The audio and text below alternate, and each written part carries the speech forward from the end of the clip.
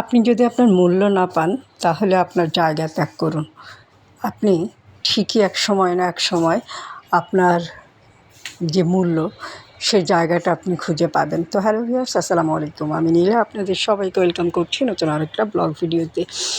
আজকের ব্লগ ভিডিওটাও একই রকম, প্রতিদিনের মতো কিছু কথা কিছু গল্প আপনাদের সাথে শেয়ার করি। কথাগুলো যদি ভালো লাগে শেষ পর্যন্ত সাথে থাকবেন।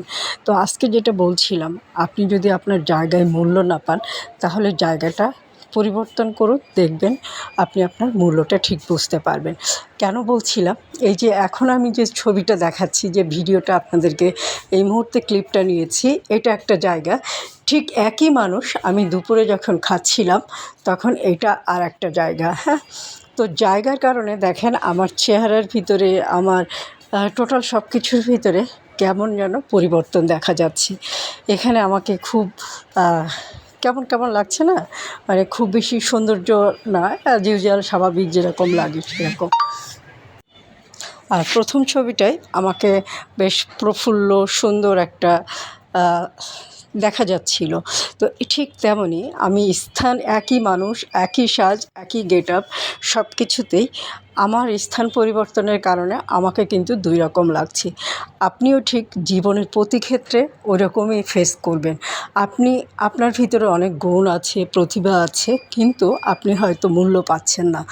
মূল্য পাচ্ছেন না কারণ আপনি এক জায়গায় সব কিছু মানে ইগোটাকে ধরে রেখে বা সব কিছুকে আপনি নিজেকে এক জায়গায় বন্দি করে রেখেছেন। আর তার কারণে কিন্তু আপনি আপনার মূল্যটা দিনে দিনে হারিয়ে ফেলছেন। আপনি একটুখানি পরিবর্তন করুন, নিজেকে পরিবর্তন করুন, জায়গা পরিবর্তন করুন, দেখবেন আপনি যে মূল্যবান, আপনার ভিতরে যে গুণ আছে, যে প্রতিভা আছে, সেটা ঠিকই প্রস্ফুটিত হবে এবং মূল্য আপনি পেয়ে যাবেন। জীবনের প্রতি ক্ষেত্রেই কিন্তু ঠিক এরকমই। প্রত্যেকটা মানুষ কোনো না কোনো ক্ষেত্রে যেটা হয় যে নিজের মূল্যটা পায় না। আপনার ভিতরের যে গুণটা আছে, আপনার পাশের মানুষ হয়তো সেই গুণটা বুঝতে পারছে না। আপনার কলিগ হয়তো বুঝতে পারছে না, আপনার সহকর্মী হয়তো বুঝতে পারছে না, আপনার বস হয়তো বুঝতে পারছে না, আপনার পাশের মানুষটি, ভালোবাসার মানুষটি হয়তো বুঝতে পারছেন না। আপনি সাময়িক তাদের থেকে একটু দূরে থাকুন, দেখবেন আপনার মূল্যটা তারা বুঝতে পারবে। আর কাজের ক্ষেত্রে বিশেষ করে যদি মূল্য না পাওয়া যায় তাহলে একটু গুছিয়ে নিয়ে সেই জায়গাটা ত্যাগ করাই ভালো। তো আমি আমার বাস্তব অভিজ্ঞতার কথাটা আপনাদের সাথে শেয়ার করলাম।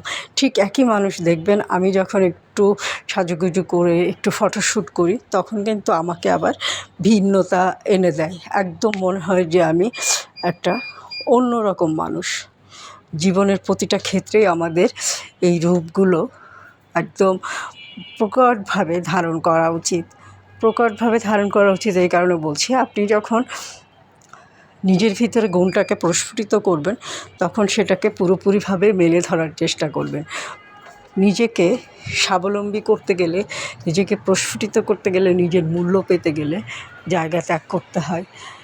নিজেকে একটু গুছিয়ে রাখতে হয়, পরিপাটি রাখতে হয়। আর পরিপাটি রাখতে গেলে সুন্দর একটা শাড়ি পরতে পারেন। সুন্দর এই শাড়িগুলো কোথায় পাবেন জানেন তো? সুন্দর এই শাড়িগুলো পেয়ে যাবেন অদ্রি ফ্যাশন অ্যান্ড লাইফস্টাইলের পেজ বা নীলা হাফিজার পেজে। ভালো লাগলে যেটা করতে হবে, শুধুমাত্র স্ক্রিনশট নিয়ে অর্ডার প্লেস করতে হবে। নিজের মূল্য নিজেই তৈরি করতে হবে। নিজেকে একটু এক্সেপশনাল করতে হবে এবং এক্সেপশনাল করতে গেলে আপনি সুন্দর একটা শাড়ি বেছে নিতে পারেন।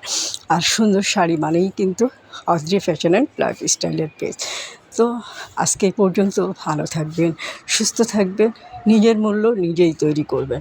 আল্লাহ হাফেজ, আসসালামু আলাইকুম।